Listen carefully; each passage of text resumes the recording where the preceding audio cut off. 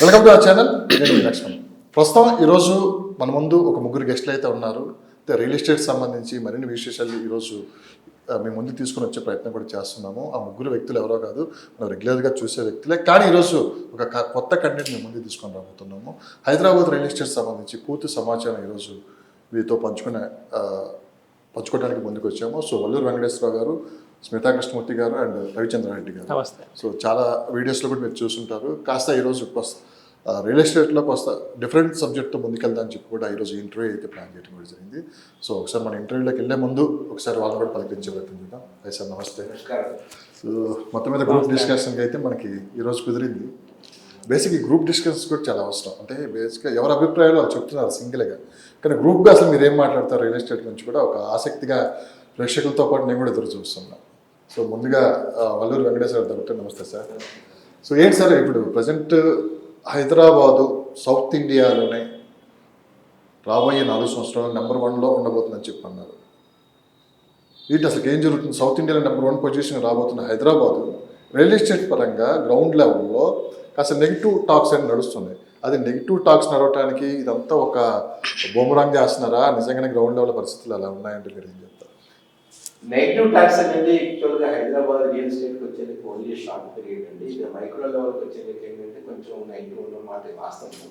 కానీ మ్యాక్రో లెవెల్కి వచ్చేందుకు ఏంటంటే హైదరాబాద్ ఫాస్టెస్ట్ మీకు గ్రోత్లో ఫాస్టెస్ట్గా ఇప్పుడు మనకి అవుట్ ఆఫ్ 7 సిటీస్ ఉన్న వాటిలో కూడా హైదరాబాద్ నెంబర్ 4లో ఉంటుంది ప్రస్తుతానికి. అది కూడా ఏంటంటే అప్గ్రేడ్కి వచ్చేలేక దక్షిణాది సిటీస్కి వచ్చేలోకి కూడా ఏంటంటే బెంగళూరుకి ఆటోమేటిక్గా మంచి కాంపిటీషన్ అయితే ఇస్తుంది అభివృద్ధి పరంగా. ఇప్పటికీ కానీ బెంగళూరు అయితే హైదరాబాద్ రీడింగ్ అని ఉంది. మిగతా 2 సిటీస్ అనేలాగే ఆటోమేటిక్ ఏంటంటే ఢిల్లీ అండ్ బాంబే అండి. ఇది సౌత్ సిటీస్కి వచ్చేలాగా ఏంటంటే Bengaluru and Hyderabad really competing each other in all the fields. Especially మనకి హైదరాబాద్లో బెంగళూరులో ఒక నెగిటివ్, హైదరాబాద్ పాజిటివ్ అవుతుంది. ఎందుకంటే మనం ఆల్మోస్ట్ చూసాము 2023లో కూడా ఫ్లడ్స్ రావడం అక్కడ బెంగళూరులో ఒక మళ్ళీ ట్రాఫిక్ డెన్సిటీ అనేది చాలా హెవీగా ఉంటుంది. చాలా మంది అక్కడ ప్రాబ్లమ్స్ ఉండటం వల్ల కొంతవరకు ఏంటంటే ఓకే హైదరాబాద్కి ఒక విధంగా పాజిటివ్ ఫ్యాక్టర్గా అవుతుంది ఆ ఫ్యాక్టర్ వచ్చేదానికి. ఇంకోటి ఏంటంటే ఈరోజు పరిస్థితి కూడా హైదరాబాద్ మోర్ దెన్ మౌలిక సదుపాయాల దృష్ట్యా చాలా ఫాస్ట్గా ఎక్కువ ఖర్చు పెడుతున్నారు. గవర్నమెంట్ కూడా ఏంటంటే అటు స్టేట్ గవర్నమెంట్ కానీ సెంట్రల్ గవర్నమెంట్ కూడా చాలా వరకు ఏంటంటే అసిస్టెంట్స్ కానీ ఒక విధంగా ఏంటంటే ప్రోత్సాహం ఇస్తుంది. మనం చూస్తున్నాం చాలా వరకు కూడా ఏంటంటే రీజనల్ రింగ్ రోడ్ దృష్ట్యా కూడా సెంటర్ కూడా ఏంటంటే చాలా వరకు ఏదైతే అప్రూవ్ అడుగుతున్నారో అప్డేట్గా ఇస్తున్నారు. అట్లానే మూసీకి సంబంధించిన విషయం కానీ అట్లా మెట్రో ఎక్స్పాన్షన్ కానీ ఏదైనా కానీ మౌలిక సదుపాయాలకి more than 1.5 lakh crores of rupees spend చేయాలి అనేది కూడా ఒక విధంగా నెక్స్ట్ 5 yearsలో ప్లానింగ్ అయితే చేస్తున్నారు. అందువల్ల ఏంటంటే బెంగళూరుకి ఈరోజు అయితే ఐటీ ఎక్స్పోర్ట్స్లో కానీ ఆఫీస్ స్పేస్లో రియల్లీ షార్ట్లీ ఒకటి ఏంటంటే బెంగళూరుని మనం క్రాస్ చేయొచ్చు. ఇంకా కొన్ని ఏంటంటే ఆఫీస్ స్పేస్ ఒకటి, ఇంకోటి ఏంటంటే ఎక్కడైతే మామూలుగా ఇది ఇన్నోవేషన్లో ఇప్పుడు స్టిల్ హైదరాబాద్ బెంగళూరు ఇంకా ఉంది. కానీ ఆఫీస్ స్పేస్లోకి వచ్చేలాక హైదరాబాద్ పరిస్థితి బెంగళూరుని ఏ స్టేజ్ అనేది మనం క్రాస్ చేయొచ్చు. అందువల్ల ఏంటంటే office space segment of the real ఎస్టేట్లో ఒకటి. ఇంకోటి ఏంటంటే high end real estate, high end ప్రాపర్టీస్లో కూడా ఏంటంటే ఇప్పుడు కూడా హైదరాబాద్లో ఎక్కువ సేల్స్ జరుగుతున్నాయి. హై ఎండ్ అంటే మోర్ దెన్ 1 crores ఆఫ్ రూపీస్లో ప్రాపర్టీ సేల్స్ చాలా అద్భుతంగా ఇప్పుడు హైదరాబాద్ రాణిస్తుంది. షార్ట్ పీరియడ్కి వచ్చేలేక మైక్రో లెవెల్లో మీరు చెప్పినట్టు ఏంటంటే రికార్డ్స్ ఈవెన్ జనవరి 2024 నుంచి 25కి మీరు చూసారు. కానీ 2024లో జనవరి సేల్స్ 5,454 ఉంటే జనవరి 2025లో 5,444 అంటే ఓన్లీ మీరు 10 ప్రాపర్టీస్ రిజిస్ట్రేషన్ డిఫరెన్స్ ఉంది. అంటే ఓన్లీ సెంటిమెంట్ అనేది ఇప్పుడు డౌన్ ఉంది హైదరాబాద్లో. కానీ ఇప్పుడున్న నెక్స్ట్ రాబోతున్న మౌలిక సదుపాయాల దృష్ట్యా కానీ ఎక్స్పెన్సివ్ దృష్ట్యా కానీ డెఫినెట్గా. సో మేడం సార్ అన్నారు సెంటిమెంట్ అన్నారు. సెంటిమెంట్తో కూడుకున్న మార్కెటా లేదు? ఇప్పుడు నేను ప్రశ్నలో సౌత్ ఇండియాలో నెంబర్ 1 రాబోయే 4 సంవత్సరాలు హైదరాబాద్ ఉంటుందన్నారు. కానీ ప్రపంచం దృష్టి అంతా హైదరాబాద్ మీద పెడితే ఇంకా మనం సౌత్ ఇండియాలో నెంబర్ 1 ఏంటి నాకు అర్థం కాలేదు. ఇప్పుడు టాప్ 10 కంపెనీస్ మొత్తం హైదరాబాద్లో ఫోకస్ చేశాయి. ఇక్కడే ఇన్వెస్ట్మెంట్ జరగబోతుంది, ఇక్కడి నుంచి ఆపరేటింగ్ జరగబోతుంది. హైదరాబాద్ అనేది it's like a blue moon city now. ఎందుకంటే మీరు అన్నట్టు ద టోటల్ పాన్ ఇండియా లెవెల్లో చూసుకుంటే హైదరాబాద్ ఇస్ ఫైడ్ now. Basically number of billionaires అంటే ఆల్ ఓవర్ ఇండియా కేటగిరీ చూసుకుంటే first category where the maximum billionaires stay. First is new Delhi, second is Mumbai, earlier third was Bengaluru and fourth was Hyderabad. కానీ ఇప్పుడు third is Hyderabad and fourth is Bengaluru.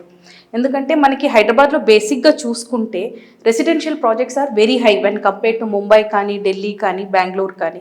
Office spaces, commercials, open plots పక్కన పెట్టుకుంటే branded builders are aiming at Hyderabad. There are many reasons అంటే దీనికోసం. First being land availability and ఇంకొకటి is the infrastructural growth. మనకి ORR వేసినప్పుడు ఎవరు అనుకోలేదు హైదరాబాద్ ఇలా విస్తరిస్తుందని. So this is just a platform. ఇది ఇప్పుడు నేను చెప్పాలి అంటే this is only the beginning. ఇప్పుడు రీసెంట్ న్యూస్లో we have heard that celebrities they are selling their properties in Mumbai. The reason ఏంటంటే అక్కడ air pollution, living, traffic, everything అన్నిటితో చాలా ఇబ్బంది పడిపోతున్నారు. కానీ when it comes to Hyderabad ఎంత ట్రాఫిక్ హెవీ ఉన్నా కూడా still we have place or we have area for expansion. కానీ వేరే సిటీస్లో అది చాలా తక్కువ. సో బేసిక్గా సెంటిమెంటల్ మార్కెట్ మీరు ఏదైతే అడిగారో, ఒకప్పుడు Hyderabad real estate was a sentimental market. కానీ ఇప్పుడు this is a trading market. ఒక ప్రాపర్టీ కొనేటప్పుడు first we buy a flat అంటే మనకి ఉండడానికి ఒక ప్రాపర్టీ, నెక్స్ట్ మనం ఇన్వెస్ట్మెంట్ వైజ్ తీసుకుంటాం. కానీ ఇక్కడ ఏంటంటే everything is for investment. Because ఒక 1 to 2 yearsలో మనకి ఏదైతే అప్రైజ్ అంటే మనకి what you call the appreciation percentage A city కంటే కూడా Hyderabad city is growing very fast. So sentimental market was 10 years back. ఇప్పుడు సెంటిమెంటల్ మార్కెట్తో పాటు ట్రేడింగ్ మార్కెట్ కూడా is is the platform. Hyderabad is the platform. So మీరేమంటారు రవి గారు? అంటే సెంటిమెంటల్ మార్కెట్ గురించి madam గారు చెప్పారు. పొలిటికల్ ఎఫెక్ట్ ఏమన్నా చూపిస్తుందా ఈ మార్కెట్? పొలిటికల్ ఎఫెక్ట్ అయితే మనం లాస్ట్ ఇయర్ అయితే చూసామండి డెఫినెట్గా.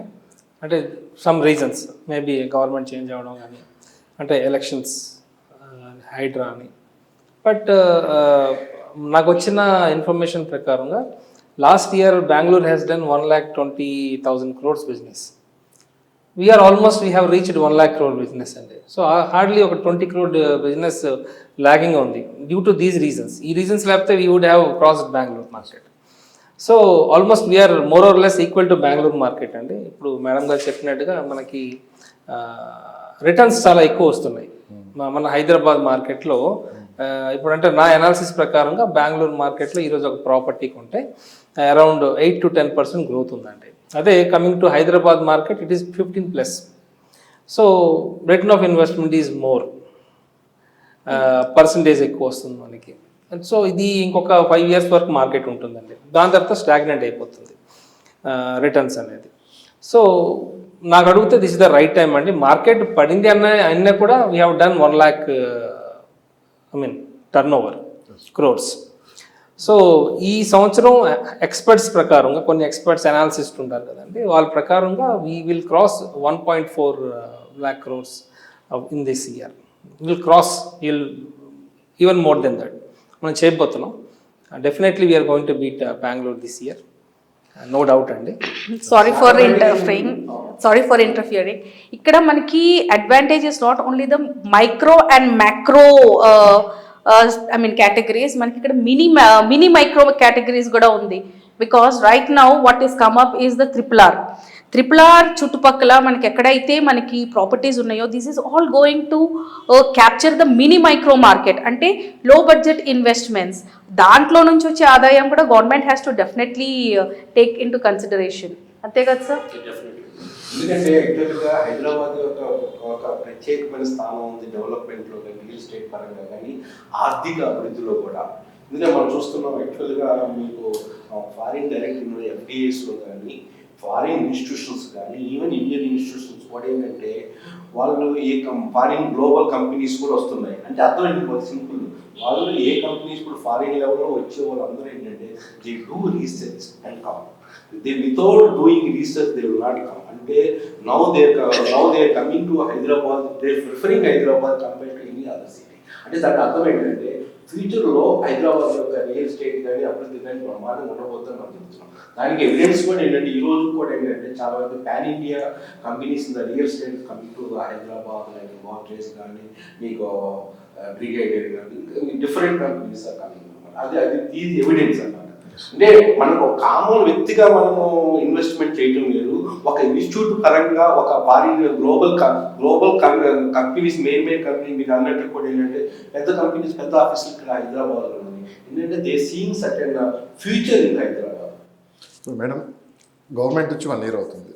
సో ముందే గవర్నమెంట్ వచ్చిన టైంలో ఫస్ట్ మంత్లోనే రియల్ ఎస్టేట్ మీద చాలా హోప్స్ ఉన్నాయి. ఎందుకంటే రేవంత్ రెడ్డి గారు రియల్ ఎస్టేట్ రంగం నుంచి వచ్చారు.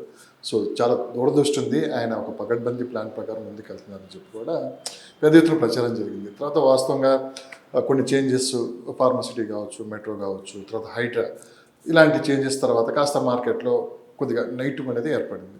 కానీ రేవంత్ రెడ్డి గారు తీసుకున్న నిర్ణయాలే కరెక్ట్ అని చెప్పి ఈరోజు పబ్లిక్ మాట్లాడుకుంటున్నారు.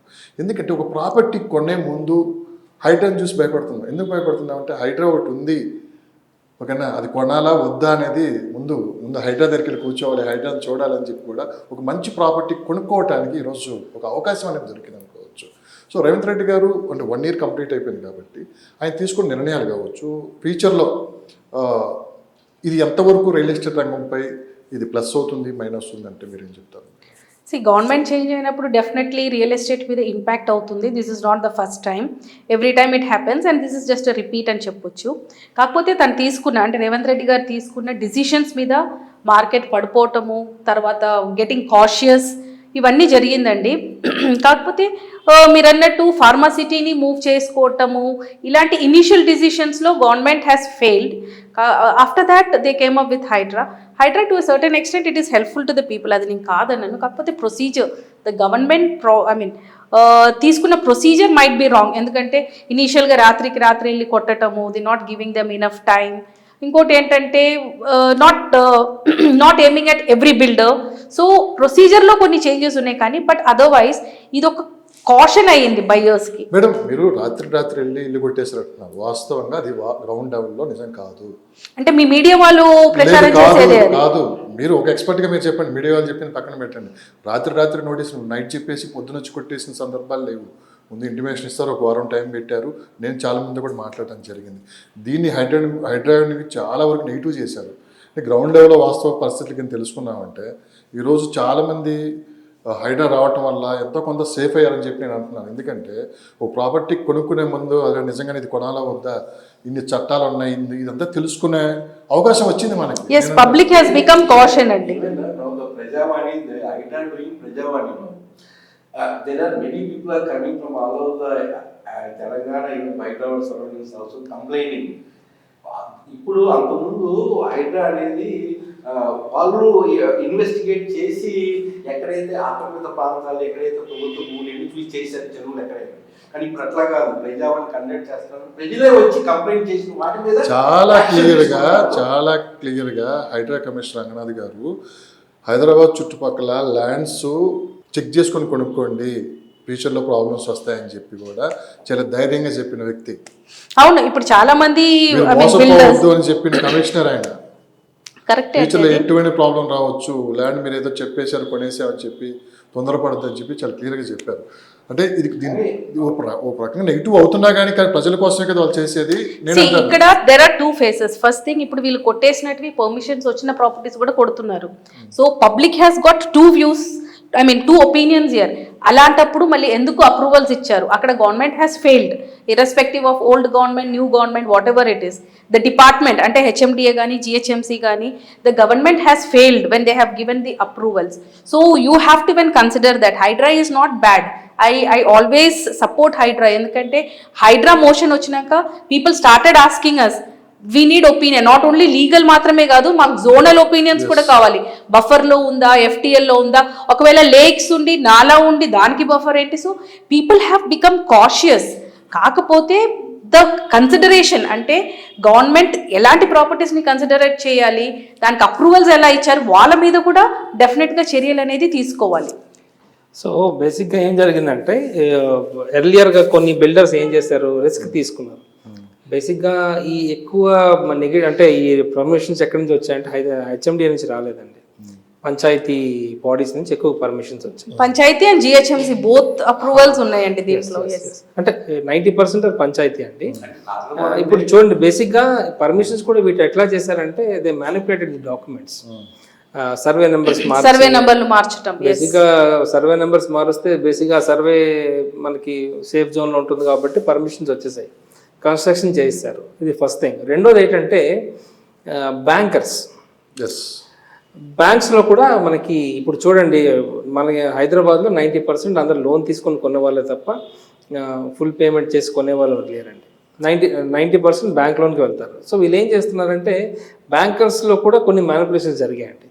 బేసిక్గా బ్యాంక్స్ ఇవ్వకూడదు కొన్ని ఫుల్ ట్యాంక్ లెవెల్స్ అని. కానీ ఇక్కడ అత్యంత సేఫ్ గేమ్ ఆడుతుంది బ్యాంకర్స్. ఎస్, బ్యాంకర్స్ ఏం చేశారంటే ఇచ్చేసారు. అప్పట్లో ఏదో సమ్ డాక్యుమెంట్స్ అటు ఇటు చేసి, ఈవెన్ చూడండి పంచాయతీలో 3 floors పర్మిషన్ ఇచ్చేవారు, but even 4th and 5th floor customers has got the loan. How అంటే జస్ట్ డాక్యుమెంట్స్ మ్యానిపులేషన్. సో ఇట్లా చాలా జరిగాయండి. దీనివల్ల కస్టమర్స్ కూడా ఇప్పుడు చూడండి, ఒక హెచ్ఎండిఏ ప్రాపర్టీ కొంటే చిన్న ఎగ్జాంపుల్ చెప్తున్నాను, ఒక 70-80 లక్షలకి వస్తుంది 2 bedroom ఫ్లాట్. అదే 2 bedroom ఫ్లాట్ ఒక పంచాయతీ అప్రూవ్డ్ అనుకోండి, అంటే 3 floors పర్మిషన్ వస్తుంది.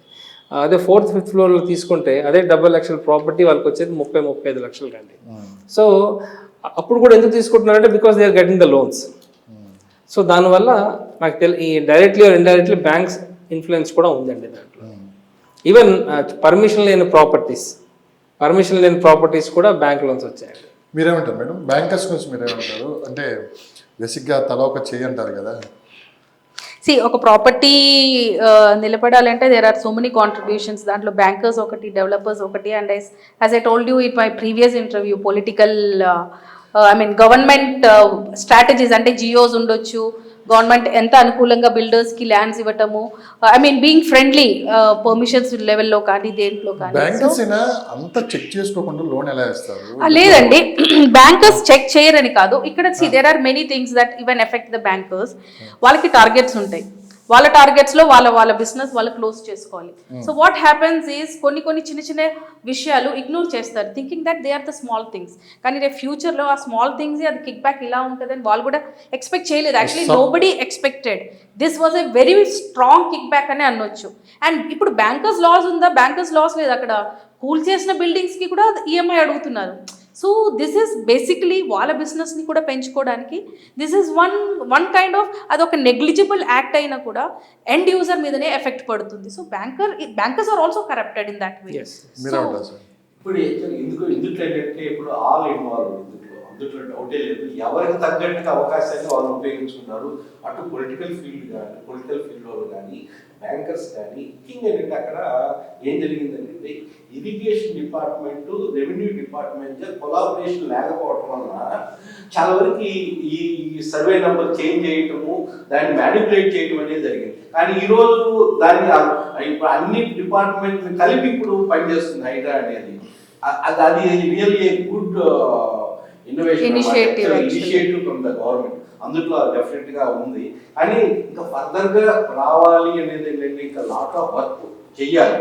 ఇప్పుడు మనకి ఇప్పుడు వరకు ఏంటంటే హైడ్రా అనేది ఓన్లీ మన ఓఆర్ఆర్ లిమిట్స్ లోనే, జిహెచ్ఎంసీ లిమిట్స్ లోనే చేయడం జరిగింది. ఫర్దర్ గా కూడా ఏంటంటే మిగతా కూడా మున్సిపాలిటీస్ కానీ మిగతా ఏరియాస్ కూడా ఏంటంటే వీళ్ళు డిమాండ్ చేస్తున్నారు హైడ్రా అటువంటి యొక్క సిస్టము మిగతా చోట్ల కూడా వస్తే ఏంటంటే చెరువుల వల్ల కానీ నీరు బాగుపడటం కానీ ఆక్రమిత ప్రాంతాలు, పబ్లిక్ ల్యాండ్స్, పార్కులు ఇవన్నీ ఏంటంటే చాలా వరకు అరికట్టవచ్చు. మీరు మొదట్లో మీరే వ్యతిరేకించిన వాళ్ళు హైడ్రా గురించి, ఇప్పుడు మీరు అలాంటి చట్టాలు ఇంకా రావాలని చెప్తుంది కూడా మీరే. మళ్ళీ best example is Ameenpur area అండి. అసలు అమీన్పూర్ చూస్తే అమీర్పూర్ మొత్తం కబ్జానే. ఎంత లేకుండింది ఇప్పుడు ఎంత రిమైనింగ్.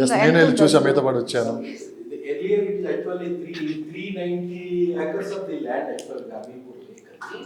ఇప్పుడు ఈ రోజు 94 acres of the land actually. అక్కడ ఏంటంటే మెయిన్ ఇదే ఏంటంటే ఒకటేంటంటే సిస్టమ్ ఒకసారి పోతూ ఉంది, పోనిద్దాం అనే ఉద్దేశంతో అందరూ తప్పు చేస్తారు, వాళ్ళు తప్పు చేస్తున్నారు, మనం తప్పు చేద్దాం అనేది ఒకటి. ఇంకోటి ఎక్కడో దగ్గర బ్రేక్ పడాలి. బ్రేక్ పడితేనే నాలెడ్జ్ లెవెల్ ఇక్కడ ఫైనల్గా ఏంటంటే మునిగిపోతుంది ఎవరంటే, ఆ చెరువుల్లో మునిగిపోతుంది ఎవరంటే సామాన్యులే. అందరూ బాగుంటున్నారు ఇక్కడ. పాపం వాళ్ళకు ఉన్న ₹1 కోటి 50 లక్షల్లో రూపాయి పోగేసి కొనుక్కొని తెలుసో తెలియకో తప్పు చేసి, వాళ్ళు తెలిసి తప్పు చేసింది కాదు, తెలియక వాళ్ళు ఎవరిని మోసం చేయాలి కొనుక్కునేవాడు. అంటే అన్యాయంగా మోసపోయినట్టు. నిజం చెప్పాలంటే ఎండ్ యూజర్ బలి అయినారు, కొనుక్కున్న వాళ్ళు బలి అయ్యారు. అదే కదా మేడం, సామాన్యులే కదా. Yes. నీకు మ్యాక్సిమం అక్కడ ఎవరు కొంటారు చెప్పండి, ₹1 కోటి అండ్ ఇదే కదా. వాళ్ళు సామాన్యులు అయితే కాదులేండి, బట్ వాళ్ళకున్న శాలరీస్కి, వాళ్ళకున్న కొద్దిగా గొప్ప ప్రాపర్టీస్, ఈ లోన్స్ తీసుకొని ఆ ప్రాపర్టీ అమ్ముకొని ఏదో సొంత ఇల్లు కట్టుకున్నా అని చెప్పి కొనుక్కునే వాళ్ళు ఎక్కువ మంది కనపడతారు మనకి. సో మీరు అన్నది 100% కరెక్ట్ సార్. ఇలాంటి చట్టాలు ఇంకా కఠినంగా వస్తేనే జనాల వ్యతిరేకత రావచ్చు, బట్ ఫ్యూచర్లో చెప్పేది మనం ఎన్నిసార్లు అనుకున్నాం రోడ్డు మీద వెళ్తుంటే ఈ రోడ్డు కొంచెం వెడల్పు ఎక్కువ ఉంటే బాగుంటుంది కదా, ట్రాఫిక్ కష్టాలు ఎన్నో సందర్భాలు. ఓ పెద్ద రోడ్డు చూసామనుకోండి, ఆ రోజులో చంద్రబాబు నాయుడు ముందు అంటే మనకు సాధారణంగా వచ్చాను, ఆ రోజు ముఖ్యమంత్రి ఎవరైతే ఉన్నారో వాళ్ళు ముందు చూపుతో ఇవన్నీ చేశారు, అందుకే చాలా బాగుందని చెప్పి అంటున్నారు. అట్లానే ఫ్యూచర్లో ఇవన్నీ ఎప్పుడో ఉపయోగపడతాయి మనకి 100%. సో ఇంకో ప్రశ్న వచ్చేసి, గవర్నమెంట్ ఒక కొత్త జీవో తీసుకొని వచ్చింది సార్, ఎల్ఆర్ఎస్. అసలు ఎల్ఆర్ఎస్ అంటే ఏంటి, ఈ ఎల్ఆర్ఎస్ వల్ల అసలు ఏంటి ఉపయోగం ఏంటంటే మీరు ఏం చెప్తారు మేడం, మీరు చెప్పండి సార్. ల్యాండ్ రెగ్యులరైజేషన్ స్కీమ్ అంటే is something called as LRS. LRS ఎందుకు వచ్చింది అంటే బేసిక్లీ 2008లో మనకి హెచ్ఎండిఏ ఫామ్ అయ్యే ముందు మనకి maximum Panchayat layouts, GP layouts, agri lands అంటే దానికి కన్వర్షన్స్ అవన్నీ ఉండేటివి కాదు. ఒకప్పుడు పొలాలు, అప్పట్లో ఏంటంటే ఇల్లు కట్టుకోవాలంటే దగ్గరలో వాళ్ళ పంచాయతీకి వెళ్తారు, పర్మిషన్ తీసుకుంటారు, అక్కడ ఒక చిన్న ఇల్లు కట్టుకోవడానికి పర్మిషన్ ఇస్తారు, అక్కడ ఉండిపోతారు. So that was how real estate అప్పట్లో జరిగేది. 2008లో మనకి హెచ్ఎండిఏ వచ్చినాక మనకు అన్ని అప్రూవల్ లేఅవుట్స్ వచ్చేసాయి. అంటే లేఅవుట్కి కూడా మనకి అప్రూవల్స్ అనమాట. సో ఒక లేఅవుట్లో ఇంతవరకు కట్టుకోవచ్చు అంటే లేఅవుట్స్లో కూడా చాలా కేటగిరీస్ ఉన్నాయి. లైక్ హెచ్ఎండిఏ ఉంది, ప్లస్ డిటీసీపీ ఉంది, అది కాకుండా పెరి అర్బన్ జోన్స్లో అయితే ఎంత కట్టవచ్చు. సో ఎవ్రీథింగ్ అంటే ఒక స్ట్రక్చర్ అనేది ఫామ్ అయిపోయింది టోటల్ తెలంగాణకి. And Hyderabad was the main focus there. So అప్పట్లో మనకి ఇర్రెగ్యులర్ కానీ ఇల్లీగల్ లేఅవుట్స్ ఏదైతే అమ్ముకున్నారో కొనుక్కున్నారో దాన్ని రెగ్యులరైజ్ చేసుకోవడానికి ఎల్ఆర్ఎస్ అనే స్కీమ్ని గవర్నమెంట్ తీసుకొచ్చింది. అంటే ల్యాండ్ రెగ్యులరైజేషన్ స్కీమ్. అంటే you can regularise your land. దాని మీద ఏంటంటే స్క్వేర్ యార్డ్కి కొంచెం ఇంత XYZ amount based on the area market value, దాన్ని బట్టి ఒక XYZ amount government has decided. ఆ అమౌంట్ని కట్టేసుకుంటే మనకి ల్యాండ్ కన్వర్షన్ అంటే నాలా కన్వర్షన్ కూడా అంటారు, ల్యాండ్ కన్వర్షన్ అవుతుంది. Once that land conversion document మన చేతికి వచ్చింది అంటేనే మనం దాని మీద ఇల్లు కట్టుకోవటం కానీ, లేదంటే వేరే ఏమన్నా కమర్షియల్ యాక్టివిటీస్ కానీ, రెసిడెన్షియల్ యాక్టివిటీస్ కానీ చేయటం కుదురుతుంది. So that is called LRS అండి. మార్చి 31 వరకు అయితే 25% డిస్కౌంట్ అంటున్నారండి ఎల్ఆర్ఎస్. సో ఒకవేళ 31 లోపుకి మనం పే చేయకపోతే సో తర్వాత ఏం జరుగుతుంది? తర్వాత చూడండి, very simple. Last time BRS వచ్చిందండి, ఎల్ఆర్ఎస్ కన్నా బిఫోర్ బీఆర్ఎస్. మరి ఇంకోటి 25% కండిషన్ కూడా ఏంటి ఒకసారి, అది కూడా ఒకసారి చెప్తాను. బేసిక్గా లొకేషన్స్ వైజ్గా అంటే మార్కెట్ ప్రైస్ మీద ఎల్ఆర్ఎస్ అనేది 14% on not wrong, 14% on the government value మనం ఎల్ఆర్ఎస్ నాలా కన్వర్షన్ పే చేయాలి. బేసిక్గా అది గవర్నమెంట్ పెట్టిన ఇది అనమాట.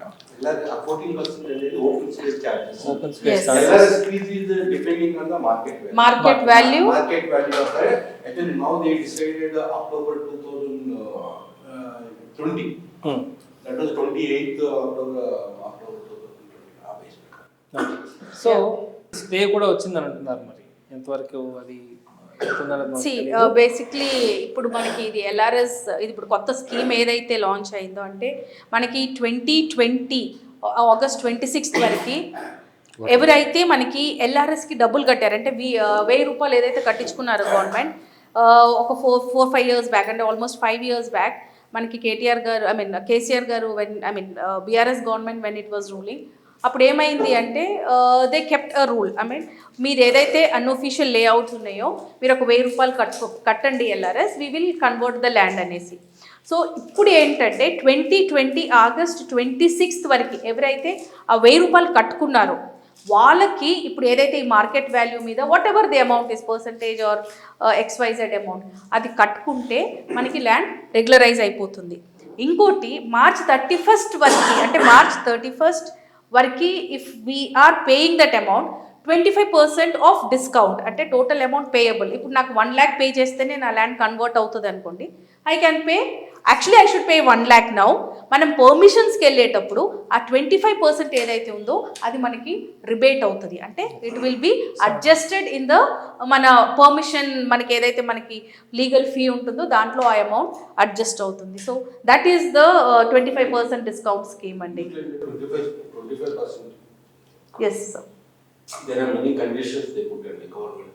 Conditions ఏంటంటే ముఖ్యంగా ఏంటంటే మార్కెట్ వాల్యూ అది మేము మనం చెప్పిన August 26 ఆ ప్రాంతంలో రేట్ ఉంటుంది. ఆ అమౌంట్ ఆ వాల్యూని బట్టేసి ఫీజు అనేది ఎల్ఆర్ఎస్ ఫీజు అనేది ఉండబోతుంది.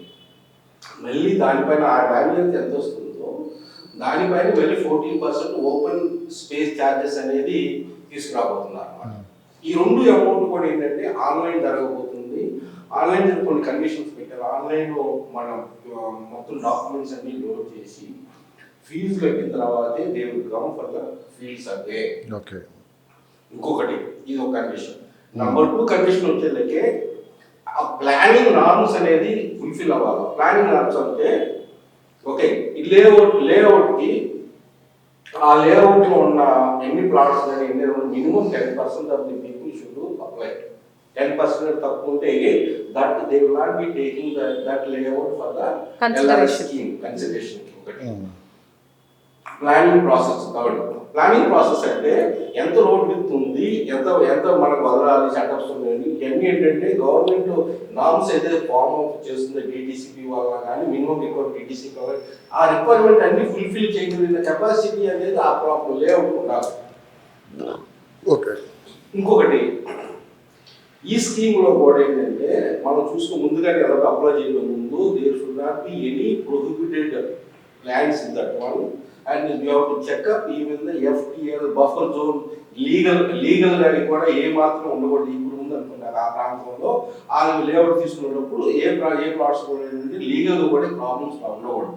ఇవన్నీ ప్రాబ్లమ్స్ ఉన్నాయి లేని వాటి గురించి ఇప్పుడు టేకప్ చేయాలి. అంటే కొత్తగా లేఅవుట్లు వేసే వాళ్ళకి ఎంతో కొంత ఈ ఎల్ఆర్ఎస్ వల్ల చేంజెస్ కనిపెడే అవకాశం ఉంది. అంటే కొత్త లేఅవుట్లో మనకి ఎల్ఆర్ఎస్ స్కీమ్ అప్లై అవ్వదు. ఎందుకంటే కొత్తదంతా మనకి హెచ్ఎండిఏ అండ్ డిటిసిపి లేఅవుట్స్ మాత్రమే ఉంది.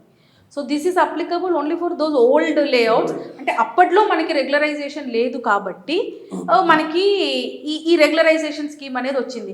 సో ఇప్పుడు కొత్త ప్రాజెక్ట్స్లో మనకి ఎల్ఆర్ఎస్ అనేది ఉండదండి. ఇప్పుడు హెచ్ఎండిఏ అండ్ డిటిపిసి లేఅవుట్స్పై ఎలాంటి ప్రభావం చూపించే అవకాశం ఉంది ఎల్ఆర్ఎస్?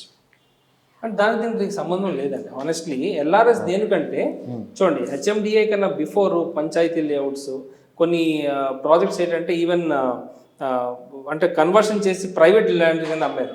అంటే without any proper plan approvals వాళ్ళు అమ్మేశారు. ఇప్పుడు ఆ ల్యాండ్స్ మీద ఇప్పుడు మనం బిల్డింగ్ పర్మిషన్ తీసుకోవాలంటే రావండి. దే షుడ్ హ్యావ్ ప్రాపర్గా ఎల్ఆర్ఎస్ ఉంటే కానీ మనం దానికి పర్మిషన్కి వెళ్ళాం మనం. సో ఎల్ఆర్ఎస్ దేనికంటే ఓల్డ్ లేఅవుట్స్. కొత్తగా ఇప్పుడు మనం LRS 100% it should be HMDA or DTCP. ఇందులో కూడా ఏంటంటే ఇప్పుడు అసలు ఎల్ఆర్ఎస్ స్కీమ్ ఎందుకు ఉండాలి, అసలు ఎందుకు వచ్చింది అనేది కూడా మనం ఒకసారి ఆలోచిస్తే చాలా వరకు మనం కొన్ని సైట్స్ ఉన్నాయి, ఓల్డ్ అబండెంట్ లేఅవుట్స్ ఉన్నాయి. ఒకప్పుడు పర్మిషన్ సరిగా తీసుకోకుండా కొంతమంది బై చేసింది అట్లా వదిలేసింది ఉంది. ఎందుకంటే మెయిన్ రీజన్ చాలా చెప్పినట్టు కూడా బిల్డింగ్ పర్మిషన్స్ రావు. అక్కడ సేల్ కూడా చేయలేము. రిజిస్ట్రేషన్ ఆఫీస్కి వెళ్ళిపోయి అంటే లీగాలిటీగా మీకు అక్కడ హక్కు అనేది ఉండదు. రాపించుకుంటాం అంతే కానీ మనం రిజిస్ట్రేషన్ చేయడానికి లేదు, కావాలంటే మనకి రీసేల్ చేయడానికి లేదు. ఇంకోటి ఏంటంటే మనకి బిల్డింగ్ పర్మిషన్ బిల్డింగ్ కట్టుకోవడానికి లేదు. అంటే ఏ విధంగా అయినా మంచి డెవలప్మెంట్ ప్లేస్లో కూడా చుట్టుపక్కల డెవలప్మెంట్ ఉంది. కొన్ని లేఅవుట్స్ అనేది మెయిన్ ప్రైమ్ ఏరియాస్లో ఉంది. వాటిని యూటిలైజేషన్ తీసుకురావాలి అని ఒక సదుద్దేశంలో తీసుకొచ్చిన స్కీమ్ ఇది. చాలా మంది కూడా ఏంటంటే అట్లా కొనేసి వదిలేశారు, ఏం చేయలేదు. అటు పర్మిషన్స్ రావు, ఇటు అమ్ముకోలేదు, బ్లాక్ అయిపోయి ఉంటారు, బ్లాక్ అయిపోతుంది. వాళ్ళకి వెసులుబాటు కల్పించే విధంగా ఇప్పుడు ఇది తీసుకొస్తున్నారు. అది ఇందులో కూడా ఏంటంటే మనం గమనించాల్సింది చాలా మందికి చాలా ఉపయోగము. వీడియో చూస్తున్న వాళ్ళు కూడా ఎవరికైతే ప్లాట్స్ ఉన్నాయో వాళ్ళ ఉద్దేశం చెప్తున్నాను. ఇట్లాగా బ్లాక్ అండ్ ప్లాట్స్ ఉన్న వాళ్ళు ఏంటంటే దీని ద్వారా వచ్చే డబ్బులు కూడా ఏంటంటే గవర్నమెంట్ అక్కడ ఆ ప్లాట్స్లో కూడా ఏంటంటే ఇన్ఫ్రాస్ట్రక్చర్ డెవలప్ చేయబోతుంది. అటు రోడ్స్ కానీ కరెంట్ కానీ వాటర్ కానీ డ్రైనేజ్ కానీ ఈ విధంగా మొత్తం డెవలప్ చేసి దాన్ని మళ్ళీ ఆన్ ట్రాక్ అంటే ఒక విధమైన ప్రాపర్టీ లేఅవుట్ గా తీసుకురాబోతుంది. యూటిలైజేషన్ అనేది ఇప్పుడున్న నాన్ యూటిలైజేషన్ తీసుకురాబోతుంది. దానికి ఖర్చు అవుతుంది. ఈ ఖర్చు పడంగానే మనకి ఇప్పుడు డిసైడ్ చేయడం జరిగింది అన్నమాట. ఈ ఎల్ఆర్ఎస్ వలన కన్స్ట్రక్షన్ ఫీల్డ్ పెరిగే ఛాన్సెస్ ఏమైనా ఉందంటారు? చాలా ఉందండి. ఎందుకంటే ఇప్పుడు బేసిక్గా if you look around Shamshabad areas మనకి 111 జియో ల్యాండ్స్ ఉన్నాయి. దాని చుట్టుపక్కల మనకి if you go to Kothur, JP Dargah areas and all మీకు మెయిన్ రోడ్ బిట్స్ అన్ని హెచ్ఎండిఏ ఉంటుంది, కానీ లోపలికి వెళ్తే మీకు అన్ని జీపీ లేఅవుట్సే ఉన్నాయి. సో మీరు ఇప్పుడు చూసుకుంటే ఆ స్ట్రెచ్లో బెంగళూరు హైవే స్ట్రెచ్ తీసుకుంటే మీకు మెయిన్ రోడ్ బాగా డెవలప్ అయ్యింది. అంతా 20, 25, 30, 35,000 వరకు ఉంది. ఆల్మోస్ట్ 30,000 వరకు హైవే బిట్స్ ఉన్నాయి. అంటే square yard I'm talking about. So ఇక్కడ ఏమవుతుంది అంటే ఎక్కడో టోల్ గేట్ వరకు మనం వెళ్ళి 30,000 తీసుకునే బదులు కొత్తూరులో జీపీ లేఅవుట్స్ 5,000, 6,000 గజం ఉన్నా కూడా కొనట్లేదు ఎవరు. Whereas it is very close to Shamshabad areas. కానీ అలాంటి ఏరియాస్ అంతా ఇప్పుడు ఎల్ఆర్ఎస్ వచ్చి మనకి ల్యాండ్ కన్వర్షన్ అయ్యి అక్కడ మనకి కన్స్ట్రక్షన్ స్టార్ట్ అవుతుంది అంటే అక్కడ ఇంతవరకు హోల్డ్ చేసిన జీపీ లేఅవుట్స్లో ల్యాండ్ లార్డ్స్ అందరికీ actually it's very good news. ఎందుకంటే ఒకసారి ల్యాండ్ కన్వర్షన్ అయిందంటే మీ ప్రాపర్టీ అంటే మీ ల్యాండ్ ఏదైతే ఉందో that is completely legalised. So definitely constructions పెరిగే ఛాన్సెస్ హెవీ ఉన్నాయి. అంతేకాకుండా మనకి హైదరాబాద్ చుట్టుపక్కల కూడా మనకి హెచ్ఎండిఏ 2008లో వచ్చింది, కానీ హైదరాబాద్ హ్యాస్ హైదరాబాద్ వెలిసి చాలా కొన్ని హండ్రెడ్స్ ఆఫ్ ఇయర్స్ అయింది. సో అప్పటి వరకు మనకి హైదరాబాద్లో ఉన్న ప్రాపర్టీస్ కూడా మ్యాక్సిమం అన్ని జీపీ లేఅవుట్సే ఉన్నాయి. సో అక్కడ కూడా మిగిలిపోయిన ప్రాపర్టీస్ దాని కన్వర్షన్ అవుతుంది. సో అక్కడ కూడా కన్స్ట్రక్షన్స్ అయ్యే ఛాన్సెస్ చాలా ఎక్కువ ఉన్నాయి. సో డెఫినెట్లీ సార్ చెప్పినట్టు this is like utilisation of the lands. అంటే అన్యూస్డ్గా ఉండిపోయిన ప్రాపర్టీస్ అంటే ఆ ల్యాండ్స్ని 100% యూటిలైజేషన్కి ఇప్పుడు ఇది చాలా మంచి ఒక స్కీమ్ అండి. ఒకవేళ ఎల్ఆర్ఎస్ కన్నా క్లియర్ చేసుకోకపోతే ఏంటి పరిస్థితి? ఇప్పుడు చూడండి, ఆల్రెడీ కొంతమంది ఈ ఎల్ఆర్ఎస్ స్కీమ్ మొన్న లాంచ్ అయినప్పుడు కొంతమంది కట్టిన వాళ్ళు ఉంటారు. సో ఇప్పుడు నేను ఎల్ఆర్ఎస్ కట్టాలంటే నా వల్ల కాదు, ఎందుకంటే గవర్నమెంట్ ఇప్పుడు ఆ స్కీమ్ లాంచ్ చేయలేదు. కానీ నేను బిల్డింగ్ కడదాము అని వెళ్తే అప్పుడు గవర్నమెంట్ ఒకటి చూస్తుంది, ల్యాండ్ కన్వర్షన్ అయిందా లేదా చూస్తుంది. కన్వర్ట్ అయింది అంటే అప్పుడు ఎల్ఆర్ఎస్ ఫీజు కట్టించుకొని అప్పుడు బిల్డింగ్ పర్మిషన్ ఇస్తున్నారంటే. ఎస్, విత్ ఆప్షన్స్ ఉన్నాయి. విత్ బిల్డింగ్ పర్మిషన్తో పాటు మన ఎల్ఆర్ఎస్ వెళ్ళాలి. 14% దే ఆర్ చార్జింగ్. ఇది ఎవరు తెలుసుకోవాలి మేడం? పర్టికులర్గా ఎల్ఆర్ఎస్ గురించి ఎవరు తెలుసుకోవాలి? బేసిక్ అంటే గ్రామ పంచాయత్ లేఅవుట్స్లో ఎవరైతే ల్యాండ్స్ హోల్డ్ చేస్తున్నారో పంచాయత్ లేఅవుట్స్ కొంతమంది ఏంటంటే అగ్రి ల్యాండ్స్ కొనుక్కొని అలానే వదిలేసుకున్నారు. సో అలాంటి వాళ్ళకి ఇది చాలా బెనిఫిషియల్. వాళ్ళు 100% ఇది తెలుసుకొని దీనికి ఒకవేళ అప్పట్లో 1,000 రూపాయలు కట్టలేదు అనుకోండి, even they have to wait when will next ఎప్పుడైతే మనకి అనౌన్స్ అవుతుందో అది కన్వర్షన్ చేయించుకోవటం ఈజ్ వెరీ ఇంపార్టెంట్. ఎందుకంటే ల్యాండ్ వాల్యూ పెరిగే కొద్దీ దాని మీద పెనాలిటీ కూడా పెరుగుతుంది. ఇప్పుడు ఒకసారి ఇందులో కూడా ఏంటంటే ముఖ్యంగా మనం చూస్తుంది 2020లో తీసుకొచ్చినప్పుడు ఒక విధంగా ఒక ఫెయిల్యూర్ అనుకోవచ్చు. కారణం ఏంటంటే too much of complexity in claiming ఒకటి, ఇంకోటి ఏంటంటే హై ఫీజ్ అన్న ఫీజు కూడా చాలా హెవీగా. ఇప్పుడు అలా సక్సెస్ అవ్వాలి 2020లో ఎల్ఆర్ఎస్ తీసుకొచ్చినప్పుడు. ఈసారిలో కానీ గవర్నమెంట్ ఎవరైతే ఎఫెక్టెడ్ పీపుల్ కూడా ఏంటంటే కంబైన్ అసలు ఏదైతే లేవు ఉందండి అక్కడ ఆ ప్రాంతంలో ఎవరైతే ఎఫెక్టెడ్ పీపుల్ వాళ్ళందరూ కంబైన్ అయ్యి నేను చెప్పిన మినిమం పర్సెంటేజ్ 10% అది కంప్లై చేసుకునే విధంగా కూడా గవర్నమెంట్ కూడా ఏంటంటే ఎక్కడైతే లేఅవుట్స్ అన్యూటిలైజ్ ఉన్నాయో ప్రైమ్ ఏరియాస్లో వాటిని కూడా ఈ స్కీమ్ మీద తీసుకొచ్చే విధంగా ప్రోత్సాహాలు ఇస్తే చాలా వరకు ఏంటంటే గవర్నమెంట్కి రెవెన్యూ వస్తుంది. ఒక పర్టికులర్ పీపుల్ ఉగారు అలాగే ఇప్పుడు వరకు సర్పంచ్ అవుతున్న వాళ్ళందరూ కూడా ఏంటంటే ఒక రిలీఫ్ అనేది వస్తుంది. రీసేల్ చేసుకుంటారు కానీ వాళ్ళే ఉండి ఈ బిల్డింగ్ కట్టుకుంటారు కానీ అదేంటంటే ఇప్పుడు ఇట్లా చేస్తే కాదు, సిస్టమ్ కూడా కొంచెం డెవలప్ అవ్వాలి. They have to be more proactive as for the revenue department is concern. It is my opinion. So ఫార్మసిటీ రద్దు అన్న తర్వాత 4th సిటీ అని బాగా మళ్ళీ బయటకు వచ్చింది.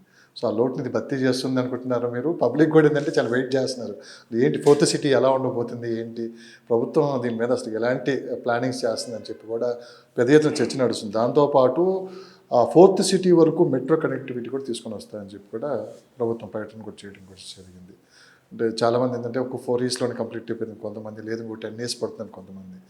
ఒక 4th సిటీ వస్తే హైదరాబాద్ రూపురేఖలు ఏ విధంగా మారిపోబోతున్నాయి? గవర్నమెంట్ది అనుకున్నట్లుగా అక్కడ ఇంప్లిమెంటేషన్ చేస్తే చూడండి, బేసిక్గా ఇప్పుడు ఫోర్త్ సిటీ అనేది మనకి Srisailam highway, major part covered by Srisailam highway. ఒకప్పుడు ఫార్మా సిటీ అనౌన్స్ చేశారు, రేట్స్ బాగా హైక్ అయ్యాయి. అవును. అయితే ఫార్మా సిటీ కన్నా బిఫోర్ కూడా అక్కడ మార్కెట్ ఉందండి. ఒక ప్రాజెక్టు బీటీఆర్ మ్యాక్ అని ఒక ప్రాజెక్ట్, ఒకప్పుడు వాళ్ళు 3 టాకింగ్ అబౌట్ 7-8 ఇయర్స్ బ్యాక్ 3 కోట్లు ఇచ్చుకున్నారంట ఒక విల్లా వాళ్ళు. అంటే ప్రాజెక్ట్ కూడా చాలా బాగుంటుందండి, ఇన్ఫ్రాస్ట్రక్చర్, గల్ఫ్ కోర్స్ అని, క్లబ్ హౌస్ అని. ఈరోజు రీసేలు 7-8 కోట్లకు అమ్ముతున్నారండి, ఈవెన్ ఫార్మా సిటీ లేకపోయినా కూడా. సో చూడండి, బేసిక్గా ఈ లొకేషన్ బాగా డెవలప్ అవుతుంది. అంటే ఓఆర్ఆర్ నుంచి మీరు నెక్స్ట్ 15 కిలోమీటర్స్ వరకు you will see the developments.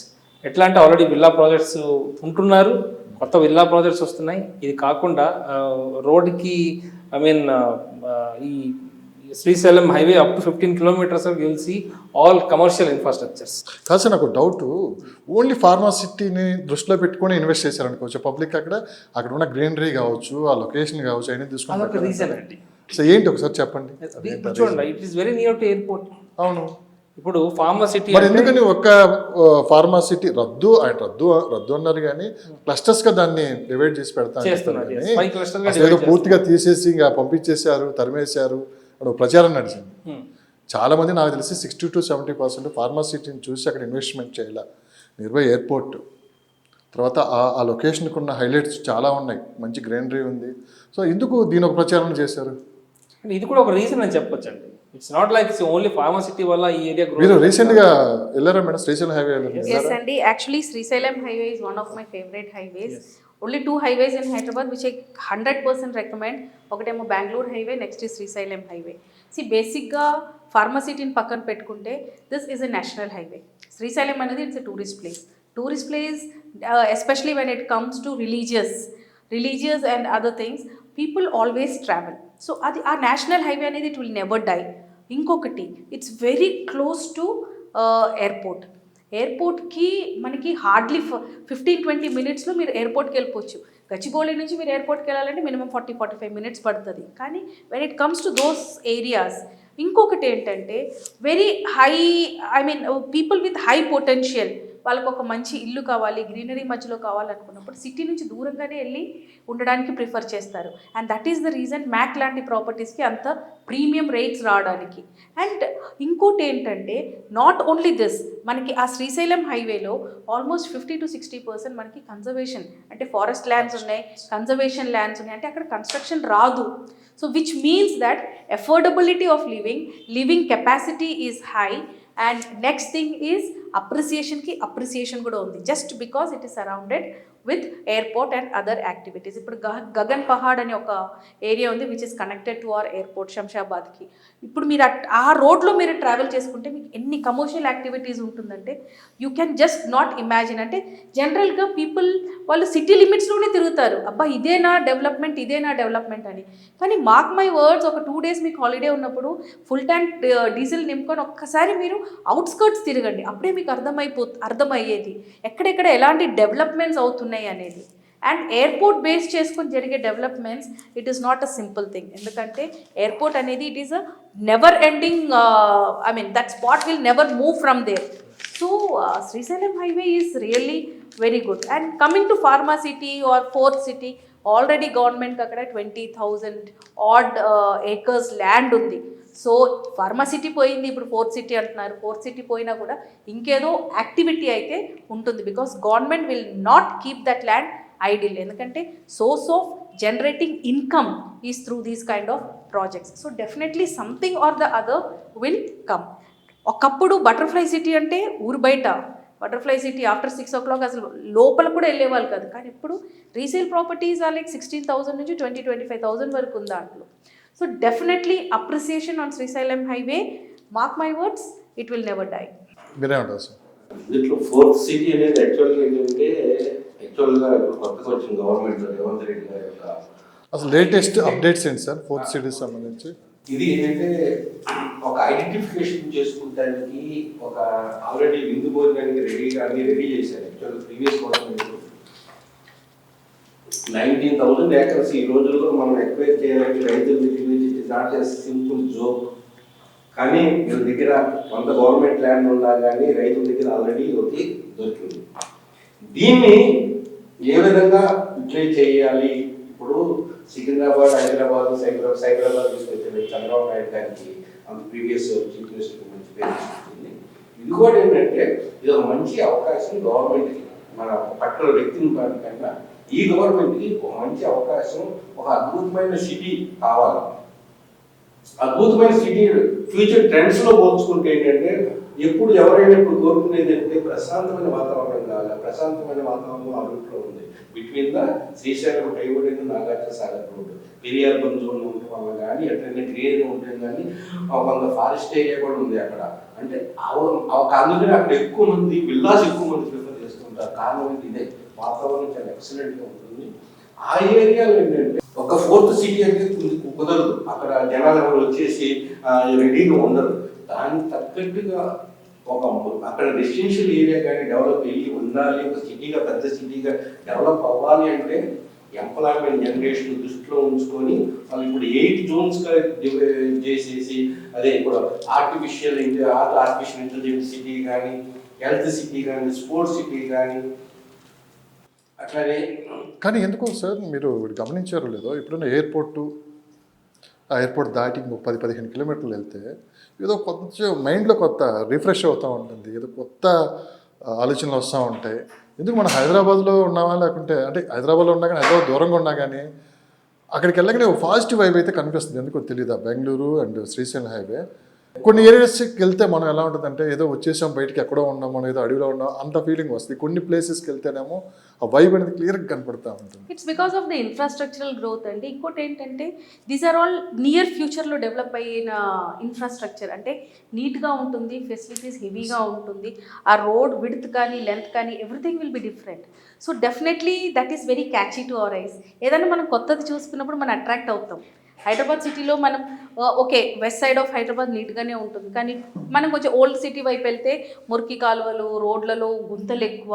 So ఇలాంటివన్నీ చూస్తూ ఉంటాం. కానీ when you come to these kind of areas, ఇప్పుడు మన నియోపోలిస్కి వెళ్తే ఎలా ఉంటుందండి, సిమిలర్ కైండ్ ఆఫ్ ఫీలింగ్ మనకు అక్కడ కూడా వస్తుంది. ఏంటంటే you feel that development is happening there.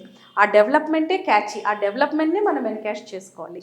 ఇప్పుడు మీరు అంటున్నారు కదా చాలా క్యాచీగా ఉంటుంది అండ్ ఆల్ అదర్ స్టఫ్ అనేది. ఇక్కడ ఏంటంటే సింపుల్ లాజిక్ అండి. ఒకప్పుడు లేఅవుట్స్ స్టార్ట్ చేసినప్పుడు one of the initial areas way this Maheshwaram areas అనమాట. అక్కడంతా 7,000, 8,000, ఇప్పుడు 30,000, 35,000. సో అంత గ్రోత్ అవ్వాలంటే అంత ఇన్ఫ్రాస్ట్రక్చరల్ గ్రోత్ అయ్యింది అక్కడ. సో డెఫినెట్గా ఇప్పుడు మనకి కాదు, బయట నుంచి వచ్చేవాళ్ళు ఆ ఏరియాస్ని చూసి వెన్ దే టెల్ యూ అరే ఇంత బాగుంది హైదరాబాద్ అన్నప్పుడు యూ ఫీల్ రియల్లీ గ్రేట్. అది మీరు చెప్పింది నిజమే, ఈ ఏరియాస్ అంతా చాలా ఇంప్రెసివ్గా ఉన్నాయి ఇప్పుడు. So the complete growth of Hyderabad is new Hyderabad. డెఫినెట్గా ఏంటంటే యాక్చువల్గా మనకి ఈ పరిస్థితుల్లో ఈ టైంలో అది రావడం అనేది, ప్లాన్ చేయడం అనేది రియల్గా కొంచెం అద్భుతం. ప్రొవైడెడ్ ఏంటంటే అది కంప్లీట్ చేయాలి, కంప్లీట్ చేస్తారని డెఫినెట్గా మనం ఆశిస్తాం. శంకరపల్లి అటు దాటి వెళ్ళిపోతే మేడం అద్భుతమైన లొకేషన్స్.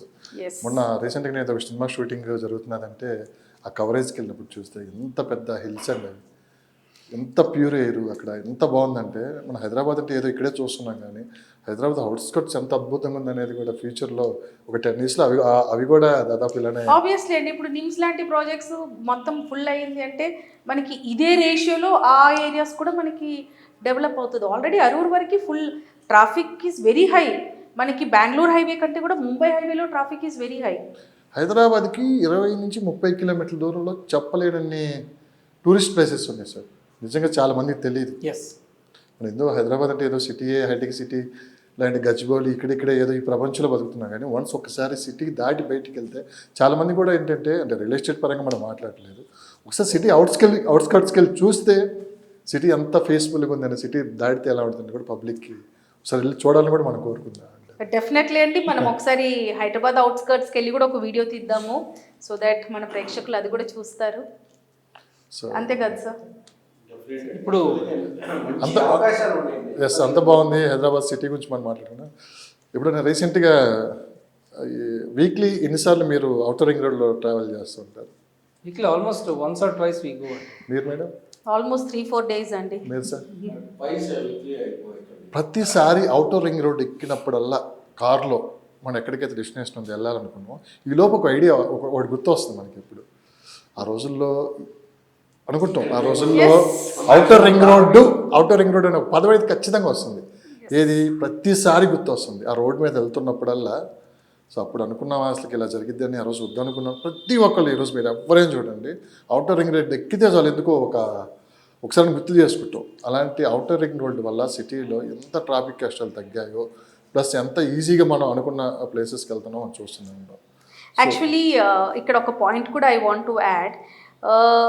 ఇప్పుడు ఐ మీన్ చాలా రియల్ ఎస్టేట్ వీడియోస్లో చాలా నెగిటివ్ కామెంట్స్ చూస్తున్నాను. హైదరాబాద్ దమాల్, హైదరాబాద్లో రియలిస్టిక్ రేట్స్ లేవు అండ్ ఆల్. ఒకప్పుడు ఓఆర్ఆర్ వేసినప్పుడు మేము కూడా అదే అనుకున్నాం, ఇంత పెరుగుతుందా హైదరాబాద్కి అసలు ఓఆర్ఆర్ అవసరమా అనేసి. కానీ we have seen that visibly, touch feel and see అంటారు చూడు, వీ హ్యావ్ సీన్ దట్. కానీ ఇప్పుడు ఈ నెగిటివ్ కమెంట్స్ కొట్టుకొని I mean whoever watches that ఈ వీడియోస్ చూసి నెగిటివ్ కమెంట్స్ టైప్ చేసి కూర్చునే వాళ్ళు ఎప్పటికీ కొనలేరు. See you have to come out of that shell. Hyderabad అనేది is not a small place now. If you ask me we might even become India's capital also in few years. So అలాంటప్పుడు అరే నేను ఆ రోజు అనవసరంగా ఇన్వెస్ట్ ఎందుకు చేయలేదు అనే ఒక్క ఫీల్ మిస్ అయ్యారంటే ఆ ఆపర్చునిటీని మిస్ చేస్తున్నట్టు.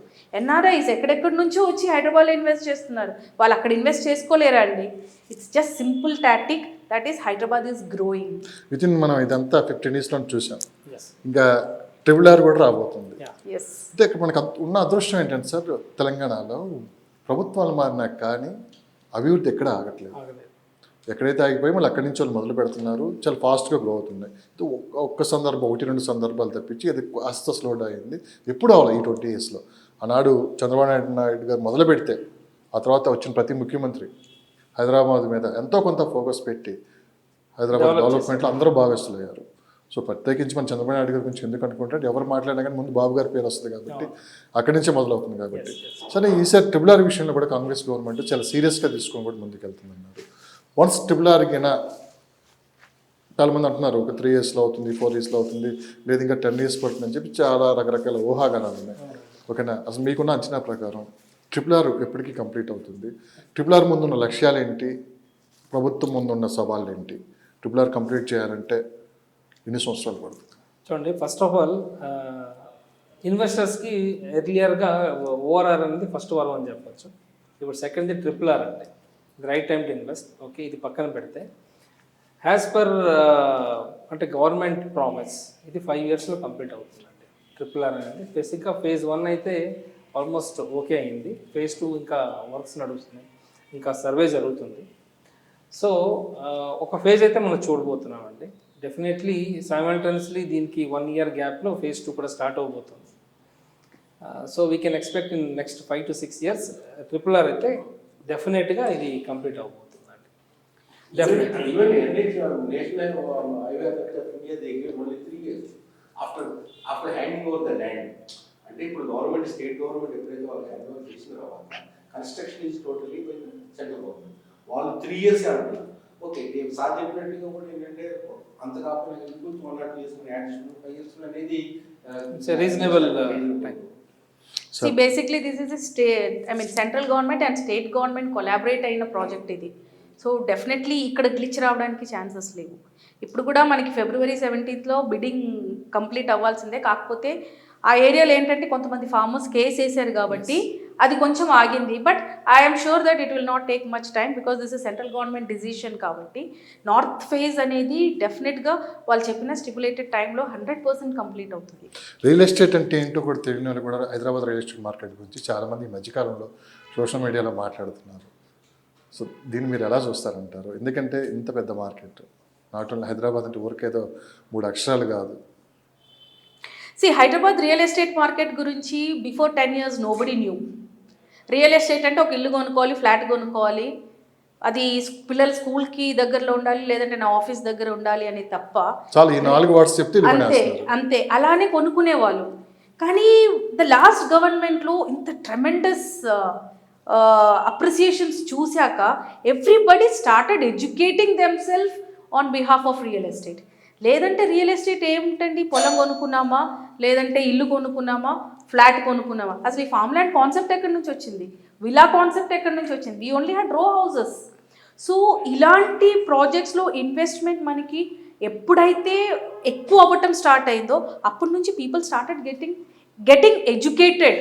రియల్ ఎస్టేట్ మార్కెట్ ఏ ఏరియాలో ఎంత అప్రిసియేషన్, ఎక్కడ మనకి ఎంత అవుతుంది. So this is how the trend started అండి. ఓకే. ఒకప్పుడు ఏంటంటే యాక్చువల్గా మనం చూసే ఉంటాం మన ఫాదర్ టైంలో ఏంటంటే ఈ ఎండ్ లైఫ్ ఒక యాంబిషన్ అనేది ఒక ఇల్లు మన సొంత ఉండడానికి ఒక ఇల్లు కొనాలంటే ఒక యాంబిషన్ తేడా.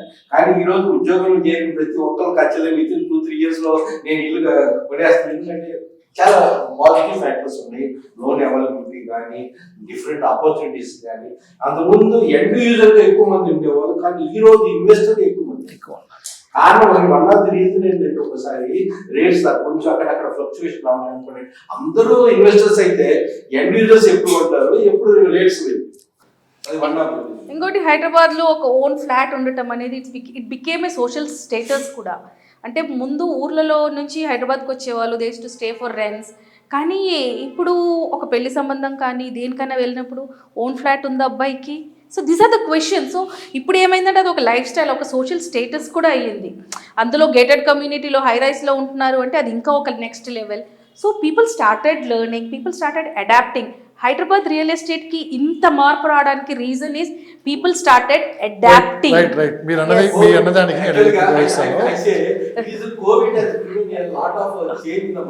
చాలా వరకు మీరు అన్నది 100% ట్రూ మేడం. ఈ పెళ్లి చేసుకునే టైంకి ఫ్లాట్ ఉందని అడుగుతున్నారు, వాస్తవం. కానీ ఈ పెళ్లి చేసుకోవడానికో ఏదో చూపించుకోవడానికి ఇల్లు అయితే కొంటున్నాం, ఆ తర్వాత పడే కష్టాలు కూడా చాలా ఉన్నాయి. ఆ లోన్స్ కట్టలేక చాలా మంది చూడండి. సో చాలా వరకు ఏంటంటే ఏదో మన స్టేటస్ చూపించుకోవడానికి ఇల్లు కొంటున్నాం, కానీ గ్రౌండ్ లెవెల్ డబ్బులు ఉండి ఎవడు కొంటలేదు. ఏదో అప్పులు తీసుకున్నాం, లేకుండా లోన్లు తీసుకొని ఇల్లు కొంటున్నారు. 90% లోన్కి వెళ్తారండి. బట్ అవేర్నెస్ పెరిగిందండి. చూడండి, ఒక 3 bedroom ఫ్లాట్లో నేను ఉండాలి అంటే 30,000 is the basic minimum rent అండి. అదే నేను ఫ్లాట్ కొంటే I'm paying 50 or 60,000 rupees. So ఇప్పుడు చూడండి, ట్యాక్స్ బెనిఫిట్ కూడా దొరుకుతుంది. సో ఆల్ టుగెదర్ ఒక 35 నుంచి 38,000 రూపీస్ వాళ్ళకి బెనిఫిట్ వస్తుంది. సో ఎక్స్ట్రా 22,000 వాళ్ళు ఓన్ ఫ్లాట్ కట్టుకుంటున్నారు. So it's not a big deal అని చెప్పొచ్చు. ప్రాపర్టీ మిగిలిపోతుంది by end of 15 years or 10-12 whatever the tenure, bank loan tenure ఏదైతే ఉందో ఆ పోస్ట్ దట్ ఆ 10-12 years తర్వాత ప్రాపర్టీ మిగిలిపోతుంది కదా. That's an asset. ఓకే, అది డిప్రిసియేషన్ అసెటా కాదా అనుకుంటే మనం రిటైర్ అయినాక ఉండడానికి అయితే ఒక స్పేస్ కావాలి. So this awareness is there in people. And ఇంకోటి, ఇప్పుడు మనకి న్యూక్లియర్ ఫ్యామిలీస్ లేదు. ఒకప్పుడు ఏంటంటే ఉమ్మడి కుటుంబం ఉండేది, అమ్మ నాన్న పిల్లలు brothers sisters everybody use to stay.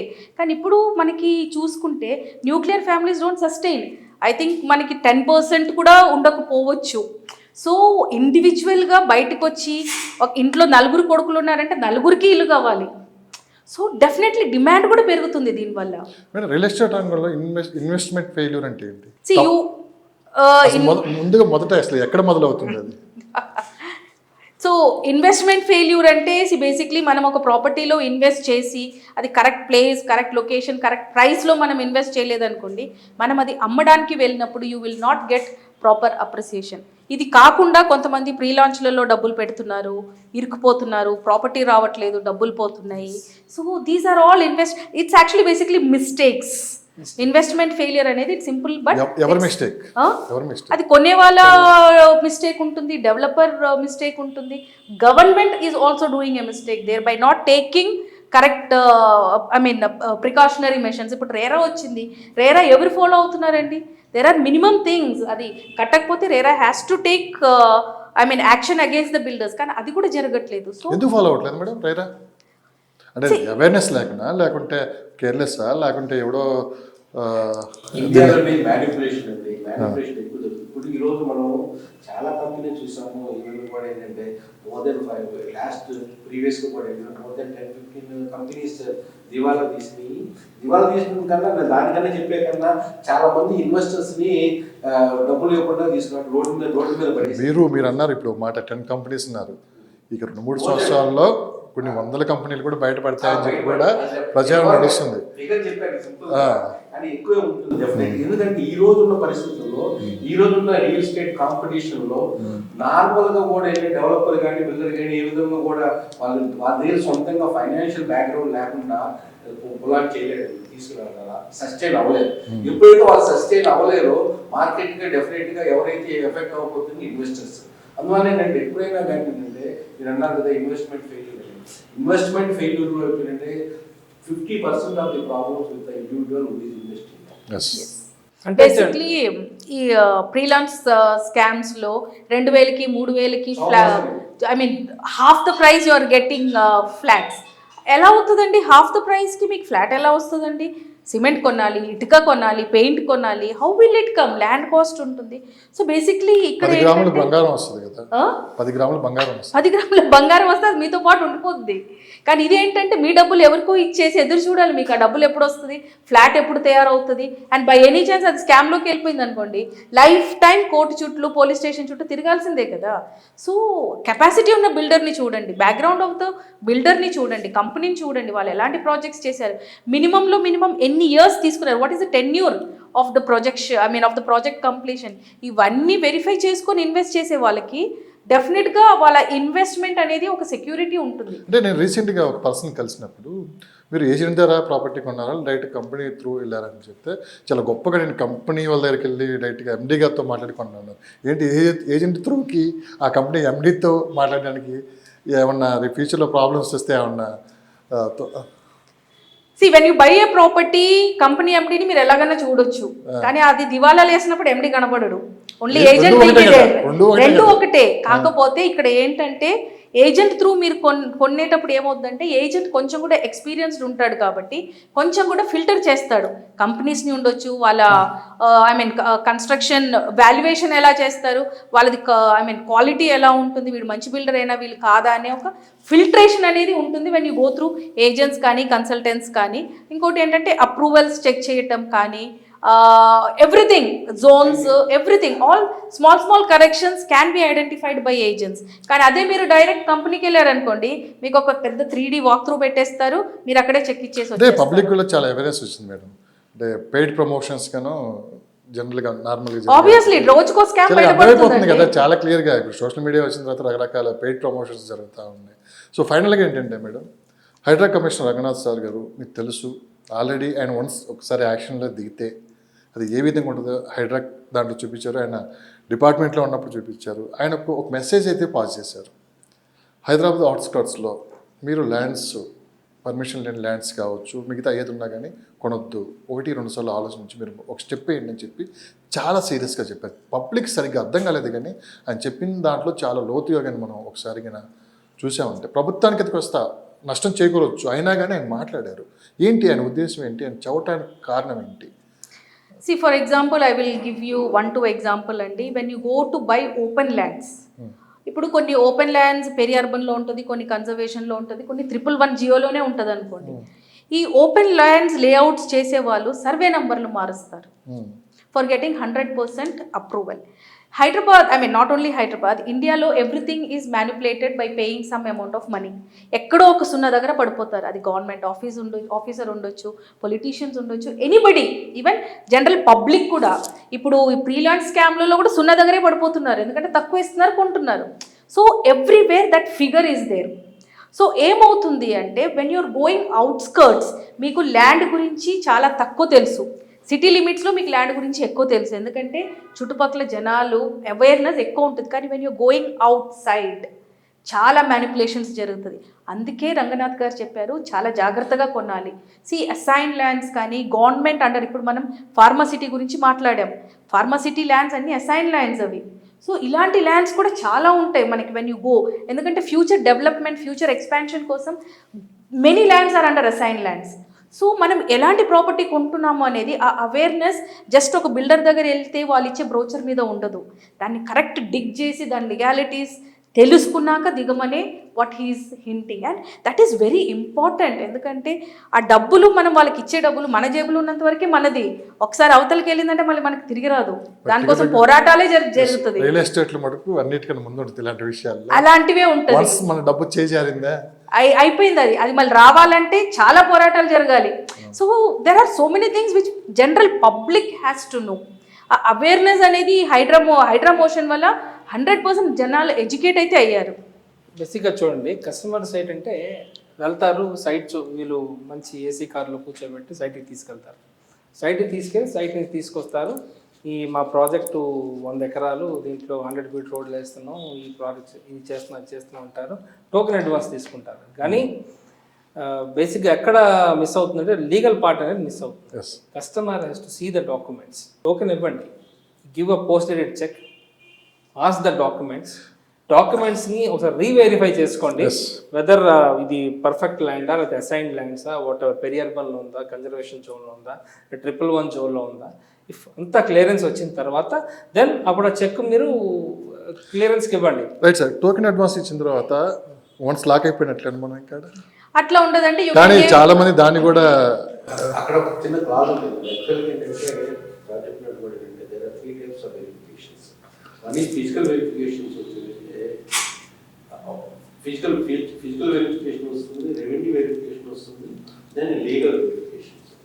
ఇప్పుడు సేఫ్ జోన్లో ఉండాలంటే మనము ఇప్పుడు మీరు అడ్వాన్స్ అన్నారు కదా, అడ్వాన్స్ ఇచ్చిన తర్వాత మనం బ్యాక్ తీసుకోవచ్చు. ఇప్పుడు అది ఏదైనా ప్రాబ్లం ఉంది అని మనం ప్రూవ్ చేయగలిగితే, లీగల్గా ప్రాబ్లం ఉంది, లేదా కోర్టు లిటిగేషన్ ప్రాబ్లం ఉంది, ఇంకేదైనా ప్రాబ్లం ఉన్నా కానీ మనం లేదా బోర్డర్ డిస్ప్యూట్స్ ఉంది, ఏదైనా మనం ప్రూవ్ చేయగలిగితే అట్లానే రాసుకుంటాం. కూడా యాక్చువల్గా మనం ఇట్లా ఏంటంటే మనం రాసుకుంటాం కూడా ఏ విధమైన ప్రాబ్లం అందులో కొంత అమౌంట్ ఇస్తారు. సో ఫైనల్గా మేడం, నా అభిప్రాయం, ఏదైనా పండుగ వచ్చినప్పుడు, ఏదైనా జాతర జరిగినప్పుడు పబ్లిక్ ఎక్కువ మంది ఒక చోట గుమి కొడతారు. ఆ రోజు ఆ ప్రాంతం మొత్తం చాలా హడావుడిగా అసలు మొత్తం ఇక్కడే ఉందేమో అనుకొని మనం ఆ రోజు మొత్తం ఎంజాయ్ చేస్తాం. నెక్స్ట్ డే పోతే అక్కడ అంతా ఖాళీ. ఈ వెంచర్ ఓపెనింగ్స్ కావచ్చు, లేకుంటే మీరు అన్నట్టు ఏసీ కార్లలో అది తీసుకొని పోయి చుట్టూ బూట్ వేసుకొని మంచి ఫుడ్ పెట్టి, బిర్యానీ నేను అంటలేదండి. సో వాస్తవం జరుగుతున్న పరిస్థితులు, ఇంతమంది పబ్లిక్ని చూసి, అన్ని కార్లు చూసి, ఇక్కడ ఏదో జరగబోతుందని చెప్పి ఒక హైప్ క్రియేట్ అయిపోయిన తర్వాత ఎంత కొంత అది బుక్ అవ్వడం గ్యారంటీ 100%, నో డౌట్. అందరూ గారులేండి, వెళ్ళిన దాంట్లో ఒక 10%, 20% అవుతుంది. ఒక 1 వీక్ తర్వాత మళ్ళీ అదే ప్లేస్లో అసలు ఏం జరుగుతుందో చూసే వాళ్ళు ఎంతమంది ఉన్నారు చెప్పండి. అసలు ప్లాట్లు కొని రిజిస్ట్రేషన్ తర్వాత ఏళ్ల తరబడి వెళ్ళని వాళ్ళు చాలా మంది ఉన్నారు. అసలు మెయిన్ పాయింట్ ఇది. Yes, I don't want to name the company, one of the very old companies. ఇప్పుడు వెళ్ళి చూస్తే అక్కడ నాటిన రాళ్ళు కూడా లేవు. They cannot identify their plots. See పబ్లిక్కి ఎలా అయిపోయింది అంటే, ఎస్పెషలీ ఇలాంటి builders middle class and lower middle class పీపుల్ని ఎక్కువ టార్గెట్ చేస్తారు. సో వాళ్ళు ఏంటంటే వాళ్ళ డైలీ యాక్టివిటీస్లో వాళ్ళు వెళ్ళలేరు, వాళ్ళు చూడలేరు, వాళ్ళకి అంత టైం ఉండదు, వాళ్ళ దగ్గర ఏసీ కార్లు ఉండవు. ఇంక మళ్ళీ ఒకసారి బుకింగ్ అయిపోయింది, డబ్బులు ఇచ్చేసాడంటే ఇంకా ఏసీ కార్లు పంపించరు. So these are all very painful అండి. సో తీసుకునే ముందు మనం ఏదైతే జాగ్రత్తలు తీసుకుంటామో పోస్ట్ సేల్స్ కూడా అదే జాగ్రత్తలు తీసుకోవాలి. వన్స్ ఇన్ ఏ మంత్ వెళ్ళండి. ఇప్పుడు ఐ హ్యావ్ ఏ కంపెనీ, మేము ఏంటంటే ఎన్ఆర్ఐ క్లయింట్స్కి ఇక్కడ ఎక్కడైతే ఓపెన్ ప్లాట్స్ కానీ ప్రాపర్టీస్ కానీ ఉంటుందో మేము చాలా నామినల్గా ఛార్జ్ చేస్తాం. కానీ ఎవ్రీ 45 డేస్కి my person will go to that plot, అక్కడ ఫోటో తీస్తారు, వీడియో తీస్తారు, వాళ్ళ క్లయింట్కి పంపిస్తాం. ఎందుకు అంటే జస్ట్ బై బయింగ్, అరే నా మ్యాప్ అది లేఅవుట్లో నాది ఇది ప్లాట్ అని చెప్పటం కాదు. You have to identify your property. ఒక ఎగ్జాంపుల్ నేను చెప్తాను. ఒకప్పుడు we went for buying an agricultural land. Documents ఇచ్చారు, everything fine, it is actually a registered document. And the seller was insisting, నాకు ఇవాళ ఎలాగైనా డబ్బులు కావాలి, ఇలాగనే ఇది అవ్వాలి. But we insisted on doing లీగల్లో కూడా కరెక్ట్ వచ్చేసింది. కానీ మేము లీగల్ చేసేటప్పుడు we make very clear that we take the document to SRO and the revenue department village మ్యాప్తో మేము అది కంపేర్ చేసుకుంటాం. అక్కడ చూస్తే ఇది ఏదైతే రిజిస్టర్డ్ డాక్యుమెంట్ మా చేతిలో ఉందో అక్కడ అసలు ఆ ల్యాండే లేదు. ఎస్ఆర్ఓలో ఆ డాక్యుమెంట్ పేరు మీద పక్కన రాసింది మిగులు భూమి. అంటే ఒకప్పుడు సర్వే చేసి గవర్నమెంట్ ఇచ్చినప్పుడు ఇవన్నీ ల్యాండ్స్ ఉట్టి పేపర్ మీద ఉన్నాయి, కానీ ఫిజికలీ అక్కడ లేదు. సో జనాలకి తెలియని చాలా విషయాలు ఉన్నాయి when it comes to property buying. Just like that వెళ్ళి పప్పులో కాలేస్తున్నారు. And after that removing and coming out of that situation is very very very bad. So thank you sir. మరొక ఎపిసోడ్తో మళ్ళీ కలుద్దాం. ఇలా కూర్చొని కాకుండా అసలు గ్రౌండ్ లెవెల్లో కూడా ఏం జరుగుతుందో చూసే ప్రయత్నం చేద్దాం. మీరు అన్నారు కదా మేడం, 1-2 ఎగ్జాంపుల్ కూడా చూపిద్దాం. భూమి లేని చోట భూమిని ఎలా అమ్ముతున్నారు అనేది కూడా మనం చూపించే ప్రయత్నం చూద్దాం. ఫైనల్గా మనం ఏది మాట్లాడినా కానీ సామాన్య దృష్టిలో పెట్టుకొని మా ఛానల్ నుంచి కూడా మేము మాట్లాడుతున్నాం. ప్రతి సందర్భంలో మా దాంట్లో ప్రమోషన్స్ అనేది కూడా మీరు ఎప్పుడు మిమ్మల్ని అడగలేదు, మేము ఎక్కడ చూసి ఉండరు కూడా మీరు కూడా. ఎందుకంటే పబ్లిక్లో అవేర్నెస్ తీసుకొని రావాలి, గ్రౌండ్ లెవెల్లో వాస్తవాలు ప్రజల ముందు ఉంచాలని చెప్పి కూడా మా ప్రయత్నం కూడా మేము చేస్తున్నాం. ఇంత మించి మీ సలహాలతో మేము ముందుకెళ్తాం. సో గ్రౌండ్ లెవెల్లో కూడా చూపించే ప్రయత్నం కూడా చేద్దాం. దానికి మీ సహకారం కూడా ఉంటుందని మేము భావిస్తున్నాం. థ్యాంక్ యూ సో మచ్ అండి. Thank you valuable time. నమస్తే. థ్యాంక్ యూ అండి. నేను మీ వల్లూరు వెంకటేశ్వరుడు. నా ఫోన్ నంబర్ 812-174-8850. థ్యాంక్ యూ అండి. My self Smita Krishnamurthy.